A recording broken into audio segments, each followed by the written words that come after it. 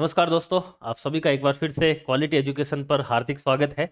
आज जिस प्रकार आप सभी लोग थंबनेल देख रहे होंगे, जिसमें अपन आज चर्चा करेंगे कि राजस्थान पुलिस सब इंस्पेक्टर जो है उसकी क्या सैलरी होती है, एक सब इंस्पेक्टर की क्या क्या पावर होती है और वह किस रैंक तक जो है वो अपना प्रमोशन प्राप्त कर सकता है। तीन प्रमुख बिंदुओं के ऊपर अपन बात करेंगे। सैलरी कितनी होती है, पे ग्रेड कितना होता है, तो उसके अकॉर्डिंग कितनी क्या सैलरी मिलती है, क्या पावर होती है और किस रैंक तक जो है वह एक सब इंस्पेक्टर पहुंच सकता है पुलिस के अंदर। ये तीनों के तीनों ही पॉइंट ऐसे हैं कि ये आपको एक प्रकार से एसआई जो पोस्ट है उसके प्रति जो है वह एक प्रकार से डेडिकेट करेंगे, इसकी तरफ आपका झुकाव बढ़ा देंगे। तो इस प्रकार के मोटिवेशनल वीडियो बहुत ज़्यादा ज़रूरी है, क्योंकि अंतिम जो लक्ष्य होता है अपना वह यही होता है कि हमें सैलरी कितनी मिलेगी, हमारे पास कितनी पावर होगी, जितनी हम मेहनत कर रहे हैं क्या उतनी हमारे पास पावर होगी कि नहीं होगी, और हम किस रैंक तक पहुंच सकते हैं, कितना प्रमोशन हो सकता है। ये एक प्रकार का ऐसा वीडियो है जो आपके लिए एक प्रकार से मोटिवेशन का या फिर एक बूस्टअप का काम कर सकता है।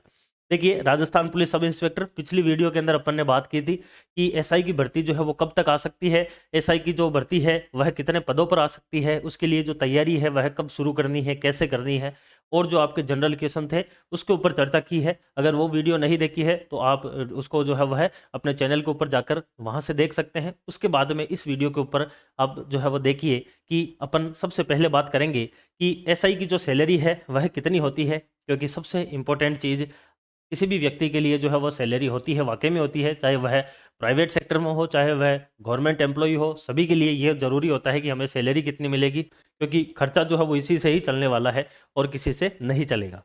देखिए, आप सभी को पता है कि एसआई की जो पोस्ट है यह एक प्रकार से लेवल 11 की पोस्ट है, या फिर अगर ग्रेड पे के अकॉर्डिंग बात करें तो यह 4200 ग्रेड पे की जो है वह आपके पोस्ट आती है। लेवल 11 या फिर ग्रेड पे की बात करें तो 4200 ग्रेड पे की पोस्ट आती है। इसी लेवल 11 के समकक्ष अगर आप बात करें तो आप सभी लोग देखते होंगे जो सेकंड ग्रेड टीचर होते हैं वह भी लेवल 11 या फिर 4200 ग्रेड पे के होते हैं। आरएस के अंदर जो आरटीएस की पोस्ट होती है, राजस्थान तहसीलदार जो सर्विस होती है, वह भी किसके बराबर होती है, लेवल 11 की ही पोस्ट होती है। और लेवल 11 पे ही आपके कौन आता है, एसआई जो है यह भी लेवल 11 की पोस्ट आती है। पहली बात तो यह आ जाती है। अब आप सभी को पता है कि राजस्थान के अंदर चलता है प्रोबेशन पीरियड, जो आपका एक प्रकार से कह सकते हैं कि शुरुआती जो 2 वर्ष हैं वह प्रोबेशन पीरियड होते हैं। उसके अंदर आपको पूरी की पूरी सैलरी नहीं मिलती है, और सरकार के द्वारा उस प्रोबेशन पीरियड को या तो खत्म करने की या फिर उसको कम करने की जो है वह एक प्रकार से मंशा नजर आ रही है, जो हो सकता है दिसंबर से पहले पहले घोषणा भी कर दी जाए। तो प्रोबेशन पीरियड के अंदर सैलरी थोड़ा सा अलग जो है वह प्रभाव रखती है, और प्रोबेशन पीरियड के बाद में जो है वह सैलरी कुछ ज़्यादा मिलती है। वो कितनी क्या मिलती है एसआई की पोस्ट की, उसकी अपन चर्चा करेंगे, क्योंकि अपना जो लक्ष्य है वह क्या है, वह अपना लक्ष्य है टारगेट आरपीएससी एसआई भर्ती, यानी कि हमें एसआई बनना है। इसके लिए हमें जो है वो मोटिवेशन की आवश्यकता है, वो भी हम लेंगे। इसके लिए हमें एक प्रकार से टारगेट स्टडी करनी है, वो भी हम करेंगे, और जो जो रणनीति बनानी है वो भी हम बनाएंगे। बस विजेंद्र सर के साथ में जुड़े रहिए, आपको कहीं भी ऐसा नहीं लगेगा कि एसआई की पोस्ट जो है या फिर एसआई की जो भर्ती है, एसआई का जो एग्ज़ाम है, जो प्रक्रिया है वो बहुत मुश्किल है। मैं आपको हर एक चीज़ इसकी इतनी आसानी से बताऊंगा कि आपको खुद को ऐसे लगेगा कि वाकई में एसआई बनना बहुत आसान है। देखिए, सबसे पहले अपन बात करेंगे कि प्रोबेशन जो पीरियड होता है, यानी कि शुरुआती जो काल होता है, वर्तमान में राजस्थान में 2 वर्ष का प्रोबेशन पीरियड जो है वह रखा जाता है। उस 2 वर्ष के काल में आपको कितनी क्या सैलरी मिलने वाली है। आप सभी को पता है कि एसआई बनने के बाद में जैसे आपकी एक प्रकार से ज्वाइनिंग हो जाती है अगर एसआई में, तो उसके बाद में 2 वर्ष तक आपकी जो है वह ट्रेनिंग पीरियड रखा जाता है। 2 वर्ष तक आपकी ट्रेनिंग होती है, चाहे वह आरपीएम में हो, चाहे वह जोधपुर में हो, चाहे वह किशनगढ़ में हो। आपकी 2 वर्ष तक क्या रखी जाती है, ट्रेनिंग की जाती है। उस ट्रेनिंग पीरियड में कह लो या फिर उसी 2 वर्ष के अंदर आपका जो है वह प्रोबेशन पीरियड भी साथ साथ चलता रहता है। प्रोबेशन पीरियड के अंदर जो आपकी बेसिक सैलरी है वह रहती है 26,500 रुपये। देखिए, सबसे पहले शुरुआत जो है वो कहाँ से होती है, आपके 26,500 से शुरुआत होती है। यह आपकी सबसे पहली सैलरी होगी 26,500 रुपये, जो कि क्या है, बेसिक सैलरी है। ध्यान रखना है, प्रोबेशन पीरियड में जितने के जितने आपको एक प्रकार से कह सकते हैं अतिरिक्त चार्ज जो आपके कटने वाले हैं, जो आपको मिलने वाले हैं, वह सारे के सारे किसके ऊपर आधारित होते हैं, बेसिक सैलरी पर होते हैं। तो बेसिक सैलरी आपकी जो 2 वर्ष तक रहने वाली है वह है 26,500। चाहे वो इनमें से कोई सी भी जो है वो पोस्ट आप ले लीजिए, बेसिक सैलरी जो है वो 26,500 रहने वाली है।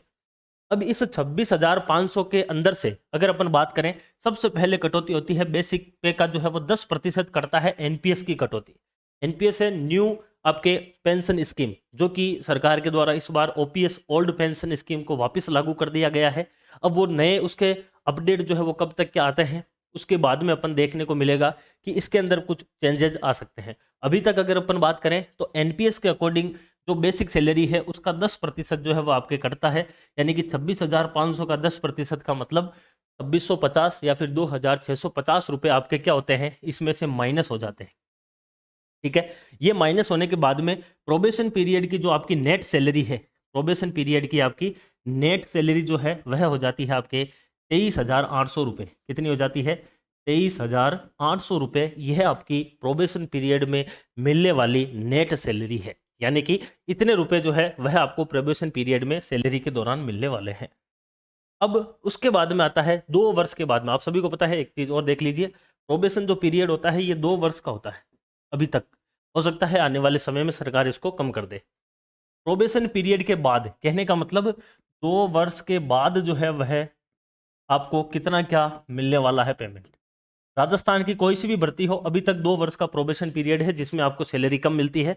प्रोबेशन पीरियड 2 वर्ष पूर्ण होने के बाद में जो आपकी बेसिक सैलरी पहले 26,500 रुपये हुआ करती थी, वही बेसिक सैलरी जो है वह अब आपकी क्या हो जाएगी, बढ़ जाएगी, और बढ़कर कितनी हो जाएगी, 37,800 रुपये हो जाएगी। यानी कि सबसे पहला चेंज प्रोबेशन पीरियड के बाद में किस में हुआ है, इस बेसिक सैलरी में हुआ है। 26,500 से 37,800 हो गई, यानी कि लगभग आपके 11,000 के आसपास यह सैलरी बढ़ जाती है। उसके बाद में आपको मिलते हैं अतिरिक्त भत्ते, जो कि सबसे इंपॉर्टेंट है। एसआई के अंदर या फिर प्रत्येक पद के अंदर यह भत्ते अलग अलग होते हैं। एसआई की जो है वह ड्यूटी हार्ड लेवल की होती है थोड़ी सी, इसके अंदर जो है वो टाइम का जो है वो सबसे बड़ी जो है वो दिक्कत रहती है। इसके अंदर अतिरिक्त जो है वह आपके खर्च होते हैं, इस वजह से इसमें अतिरिक्त भत्ते मिलते हैं एसआई में बाकी पदों से। जैसे कि सबसे पहला डीए तो जो है वो राजस्थान की सभी भर्तियों में मिलता है, जिसको डियरनेस अलाउंस बोलते हैं, महंगाई भत्ता। यानी कि जो मार्केट है या फिर जो बाजार है वहां पर महंगाई बढ़ रही है, तो सरकार को ऐसा लगता है कि आपको अतिरिक्त भत्ता देना चाहिए महंगाई की वजह से। और लगभग जो है पिछले वर्ष जो है ये 34% हुआ करता था, यानी कि इस बेसिक सैलरी का कितना हुआ करता था, 34%, 34%। इसको अभी जो है वो सरकार ने बढ़ाकर कितना कर दिया है, 38% कर दिया है। 4% की जो है वह डीए के अंदर वृद्धि की थी, तो 38% इस बेसिक सैलरी का होगा, यानी कि 37,800 जो है इसका 38% क्या होगा, डीए होगा, डियरनेस अलाउंस होगा, जो कि कितना होता है लगभग 14,364। इन सभी में लगभग इसलिए लिखा हुआ है आगे भी, क्योंकि हो सकता है इसके अंदर जो है वो छोटे मोटे बदलाव होते रहते हैं। दूसरा आता है आपका हाउस रेंट अलाउंस, यानी कि घर किराया भत्ता। आपको मान लीजिए कि आप घर से बाहर रह रहे हैं, क्योंकि एसआई की पोस्ट जो है वह ऐसी है कि जिसके अंदर आपको होम डिस्ट्रिक्ट कभी भी नहीं मिलता है। तो होम डिस्ट्रिक्ट नहीं मिल रहा है तो आप बाहर रह रहे हैं, तो बाहर हो सकता है आपका घर हो कि नहीं हो, तो वहां पर सरकार ये चाहती मतलब कि सोचती है कि आपके पास आपका घर नहीं है, इसलिए हम आपको क्या देंगे, हाउस रेंट अलाउंस देंगे। जहां पर भी आप घर लेकर रह रहे हैं तो उसको रेंट देने के लिए आपको लगभग जो है वो 3,000 रुपये के आसपास क्या मिलता है, एचआरए मिलता है, जिसको हाउस रेंट अलाउंस या फिर आपके घर किराया भत्ता बोला जाता है। ये हो जाएगा लगभग 3,000। ये सारे के सारे आपको भत्ते हैं जो अतिरिक्त रूप से मिलते हैं। तीसरा भत्ता आता है आपका हार्ड ड्यूटी अलाउंस, यानी कि एसआई की पोस्ट ऐसी है जिसके अंदर हार्ड ड्यूटी, यानी कि रात को भी आपको काम करना पड़ सकता है, या फिर हो सकता है कि बहुत ज़्यादा जो है वो भीड़ वाले इलाके में आपको काम करना पड़ सकता है। कहने का मतलब ऐसी ड्यूटी है जिसके अंदर वाकई में आपको अपना 100% देना ही देना होता है। एक प्रकार से हार्ड ड्यूटी है, और उसके लिए आपको अलग से जो है वह लगभग 4,000 रुपये का अलाउंस मिलता है, जिसको हार्ड ड्यूटी अलाउंस कहा जाता है। उसके बाद में अगला आता है आपके स्टेशनरी अलाउंस, यानी कि स्टेशनरी अलाउंस का मतलब है कि आपको कौन कौन सी चीज़ें जैसे चाहिए कि भाई कॉपी है, पेन है, कि ये आपको थाने के अंदर जो जो चीज़ें चाहिए उसके लिए सरकार के द्वारा अलग से जो है वह 7,000 रुपये के आसपास दिए जाते हैं। किस चीज़ के लिए दिए जाते हैं, आपके स्टेशनरी अलाउंस के लिए दिए जाते हैं।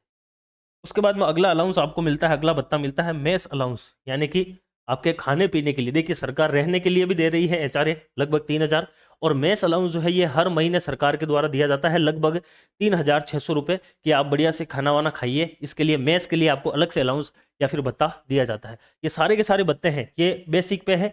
बेसिक पे का केवल 38% डीए कटता है, बाकी सरकार के द्वारा ये जितने अलाउंस है ये कम ज़्यादा कर दिए जाते हैं प्रत्येक पद के अनुसार।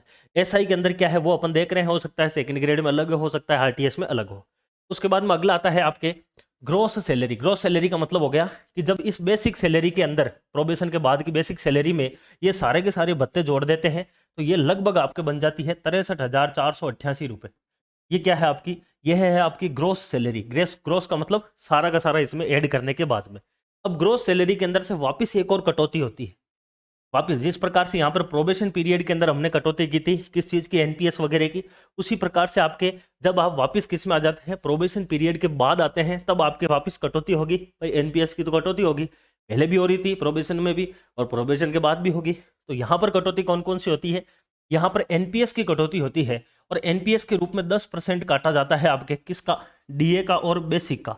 बेसिक और डीए का कहने का मतलब ये बेसिक सैलरी हो गई, ये आपकी डीए हो गई, इन दोनों को जोड़कर इनका जो 10% है वह लगभग आपके काटा जाता है। और कितना होता है, ये है 5,216 के आसपास आता है, ये कम ज्यादा हो सकता है। इसको क्या करना है, इसमें से ये घट जाएगा, तो इसमें से इसको घटाना है। पहली चीज तो ये आ गई। तो दो कौन कौन सी कटौतियां है, पहली कटौती देख लीजिए। एक कटौती तो ये होगी, दूसरी कटौती आती है आपके स्टेट, जो आपके एक प्रकार से राज्य का जो बीमा किया जाता है सरकार के द्वारा, राज्य सरकार के द्वारा आपका बीमा किया जाता है, उसके लगभग जो है वह 1300 रुपये जो है वह अतिरिक्त रूप से कटने वाले हैं। ये यहाँ से अतिरिक्त रूप से क्या होते हैं, कटते हैं आपके 1300 रुपये। तो 1300 रुपये और कट जाते हैं, तो 5,216 और 1300 रुपये इन दोनों को जोड़कर और किसमें से आपको घटाना है, इस तरह से 1,488 में से आपको घटाना है।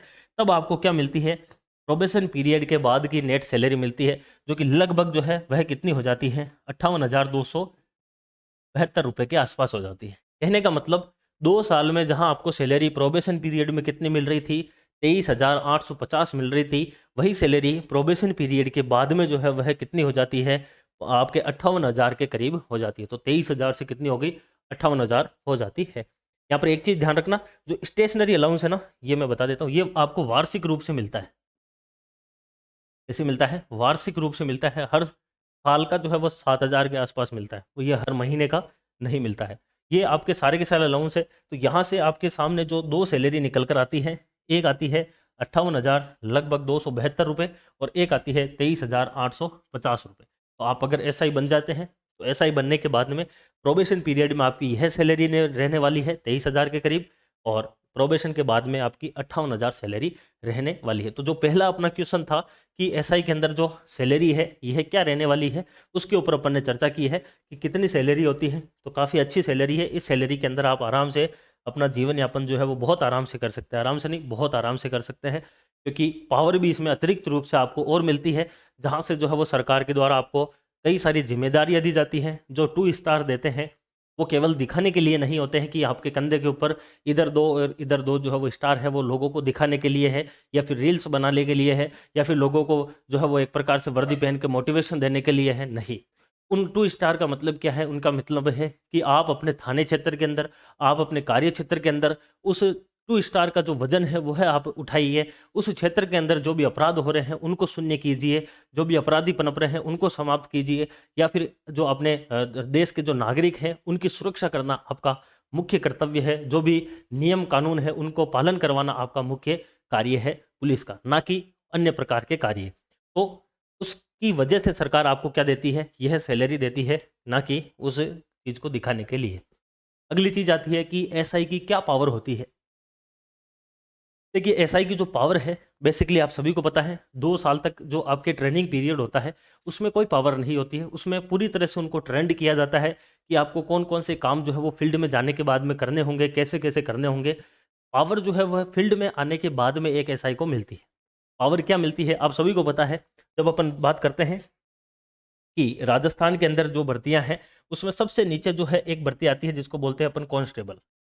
सरकार के द्वारा डायरेक्ट जो है वो इसका फॉर्म भरवाया जाता है, कांस्टेबल की भर्ती होती है। कांस्टेबल जो है यह प्रमोट होकर हेड कांस्टेबल बनता है, ये प्रमोट होकर एएसआई बनता है, असिस्टेंट सब इंस्पेक्टर, जो अपने से नीचे रहता है, जो भी एसआई बनता है। के बाद में एसआई की पोस्ट आती है, और एसआई की जो भर्ती है ये भी सरकार के द्वारा डायरेक्टली करवाई जाती है। एसआई से जैसे ही अपन ऊपर जाते हैं तो फिर आता है सर्किल इंस्पेक्टर। यहाँ से एसआई का प्रमोशन होता है सीआई के ऊपर, और सीआई जो है यह बनकर है आपके डीएसपी के ऊपर, और डीएसपी का भी एग्जाम सरकार के द्वारा डायरेक्ट करवाया जाता है। कांस्टेबल का आप एग्जाम देते ही हैं, डिस्ट्रिक्ट वाइज पोस्ट वगैरह आती है। एसआई की अपन बात कर ही रहे हैं, जो अपना लक्ष्य है कि हमें एसआई बनना है। और डीएसपी जो है यह आपके आरएस के थ्रू डायरेक्ट पोस्ट मिलती है। आरएस के अंदर एसडीएम मिलता है, डीवाईएसपी मिलता है, तो ये डायरेक्टली पोस्ट मिलती है। ये आपके एग्जाम होता है एसआई का, ये कांस्टेबल का होता है। अब जब पावर की बात करते हैं तो पावर जो है वह क्या होती है? पावर का मतलब एक पावर होती है यहाँ पर जिसको बोला जाता है SHO, स्टेशन हाउस ऑफिसर। इसको अपन एक प्रकार से कह सकते हैं थाना अधिकारी। तो CI होता है, यह शहरी क्षेत्र का SHO होता है। इसका होता है शहरी क्षेत्र का SHO कौन होता है? CI होता है। वैसे SI भी हो सकता है, कोई इतनी बड़ी बात नहीं है। SI जो होता है ये सामान्यतः जो है वह आपके ग्रामीण क्षेत्र का SHO होता है। और SHO का मतलब क्या होता है? आपके थाना अधिकारी होता है। अब अगर अपन बात करें कि SI की पावर क्या होती है, तो जो एक थाना अधिकारी की पावर होती है वही SI की पावर होती है। यानी कि SI जो है वह अपने से नीचे के जो भी पद है, चाहे वह ASI का पद हो, चाहे हेड कांस्टेबल का पद हो, चाहे कांस्टेबल का पद हो, इन सभी को जो है वह क्या करता है? निर्देश देता है, दिशा निर्देश देता है। इन सभी को जो है वह एक प्रकार से अपने अंडर कार्य करवाता है और अपने क्षेत्र के अंदर, जो भी उसका क्षेत्र है, थाना का क्षेत्र है, उसके अंदर शांति व्यवस्था बनाए रखने का, कानून और शांति व्यवस्था बनाए रखने का जो है वह कार्य करता है। यह SI की पावर होती है मेनली जो अपन देखते हैं। SI की अगली चीज जो अपन बात कर रहे थे कि प्रमोशन किस रैंक तक हो सकता है SI का। SI जो है यहां से देखिए वापिस इस DYSP की अगर अपन बात करें तो DSP के बाद में इसकी अगली जो पद पोस्ट आता है, इसके बाद में अगला पोस्ट आता है आपका ASP का, एडिशनल SP जिसको अपन बोलते हैं। यह इसके बाद में एक पद आता है और इसके बाद में आता है SP का पद। क्योंकि DYSP की डायरेक्ट भर्ती होती है और वापस जो डायरेक्ट भर्ती होती है वह SP की होती है। ये तो होती है आपके UPSC के थ्रू, और ये वाला जो पद है यह होता है आपके RS के थ्रू। इसकी जो है वो डायरेक्ट SI की भर्ती आती है और कांस्टेबल की डायरेक्ट भर्ती आती है। अब जो एक SI है, यह SI जो है यह आपके किस पद पर जा सकता है? डिपार्टमेंटल एग्जाम के द्वारा CI के पद पर पहुंच सकता है आराम से। CI से ये किस पद पर जा सकता है? प्रमोशन होकर DSP के पद पर जा सकता है। और बहुत रेयर केस के अंदर जो SI बनते हैं उनमें से लगभग 15 से 20% बहुत रेयर केस के अंदर जो है वो DSP से किस पद पर जा सकते हैं? ASP के असिस्टेंट जो आपके हैं, एडिशनल जो है सुपरिटेंडेंट ऑफ पुलिस यानी कि ASP के पद पर जा सकते हैं। इससे ऊपर जो है वो पद पर नहीं जा सकते हैं SI। एएसपी क्या होता है? एक एसपी जो होता है ये क्या होता है? एसपी एक जिले का एक प्रकार से मान लीजिए पुलिस मुखिया है, और उस जिले को जब छोटे छोटे टुकड़ों में बांटते हैं तो उन एक टुकड़े का जो पुलिस एक प्रकार से मुखिया है वो एएसपी होता है। और उनको जब और छोटे में बांटते हैं डिस्ट्रिक्ट के अंदर तो वहां पर डीएसपी होता है। फिर उसमें शहरी क्षेत्र के अंदर जो है वो सीआई होता है और ग्रामीण क्षेत्र में एसआई होता है। तो एसआई का जो प्रमोशन है ये कहाँ तक हो सकता है? एक सब इंस्पेक्टर जो है ये कहाँ तक जा सकता है? तो यह डिपार्टमेंटल एग्जाम के द्वारा इंस्पेक्टर, जिसको अपन सीआई बोलते हैं, यहाँ तक जा सकता है। और इंस्पेक्टर से जो है यह आपके डीवाईएसपी या फिर डेप्यूटी सुपरिटेंडेंट ऑफ पुलिस यहाँ तक जा सकता है। उसके बाद में यहाँ से जो है वो प्रमोशन पर रेयर केस के अंदर एएसपी के पद पर जा सकता है, एसपी के पद पर नहीं जा सकता। यानी कि एसआई का मैक्सिमम जो प्रमोशन हो सकता है वह एएसपी तक हो सकता है। अगर आप एसआई 24-25 साल की उम्र में लग जाते हैं तो जब रिटायर होते हैं तब तक आप आराम से एएसपी तक पहुंच जाते हैं। तो यह आपके एसआई के अंदर प्रमोशन की बात आती है। एक कांस्टेबल जो होता है वह एएसपी तक, एएसआई तक जो है वो आपके आराम से पहुंच सकता है अगर वह कम उम्र के अंदर कांस्टेबल बना है। तो यह यहाँ से आ जाता है आपके प्रमोशन जो है वह किस रैंक तक हो सकता है। तो मेनली जो आपके 3 क्वेश्चन थे सबसे बड़े बड़े। पहला क्वेश्चन कि सैलरी जो है वो कितनी होती है, प्रोबेशन में कितनी होती है, प्रोबेशन के बाद कितनी होती है, उसके ऊपर अपन ने चर्चा की है। दूसरा जो क्वेश्चन था आपका वह था कि पुलिस की पावर क्या होती है। तो मेनली जो पावर आती है वह एसएचओ स्टेशन हाउस ऑफिसर रहता है, उस समय अपने थाना क्षेत्र की जो है वह पावर जो है वह एसआई की होती है। और तीसरा क्वेश्चन जो है वह आपका था कि प्रमोशन जो है वो किस किस रैंक तक हो सकता है, तो वह यहाँ से आपको बता दिया गया है।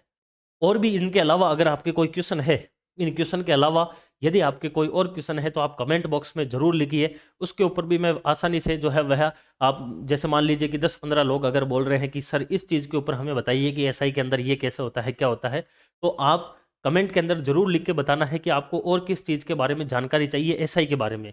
तो उनके ऊपर अपन वीडियो के माध्यम से आप सभी को जो है वो जानकारी जरूर उपलब्ध करवा दूंगा मैं। चाहे कौन सी पोस्ट भरनी है, क्या है, वो जो सामान्य क्वेश्चन है वो तो वैसे ही आपको मिलने वाले हैं। इनके अलावा कोई इंटरेस्टिंग अगर आपको चीज़ चाहिए, जैसे कि सैलरी का, कई स्टूडेंट ने मुझे बोला भी था कि सर एसआई की सैलरी वगैरह क्या होती है, हमें थोड़ा सा मोटिवेशन मिले कि सर हमारे पास में इतने पैसे होंगे, इतनी पावर होगी, या फिर हम इस रैंक तक पहुंच सकते हैं। तो वो सारी की सारी चीज़ें उन्होंने डिमांड की थी, मैंने उसके ऊपर वीडियो आपके लिए बनाया है। और आप कमेंट में पूछिए कि जो है वह एसआई के बारे में सामान्य कौन कौन सी इंटरेस्टिंग चीज़ें आपको जाननी है, तो वह मैं ज़रूर आपको बता दूंगा। बाकी जो भी वीडियो है अपने निरंतर रूप से एसआई के ऊपर आते रहेंगे और आप सभी लोग जो है वह एसआई को अगर टारगेट कर रहे हैं तो अभी से ही तैयारी शुरू कर दीजिए। क्वालिटी एजुकेशन के साथ जुड़ जाइए, हमारे साथ जुड़ जाइए और अपनी तैयारी को और मजबूत कर लीजिए। फिलहाल इस वीडियो को इतना ही रखते हैं, अगली क्लास में फिर से मिलते हैं, तब तक के लिए धन्यवाद। Take care.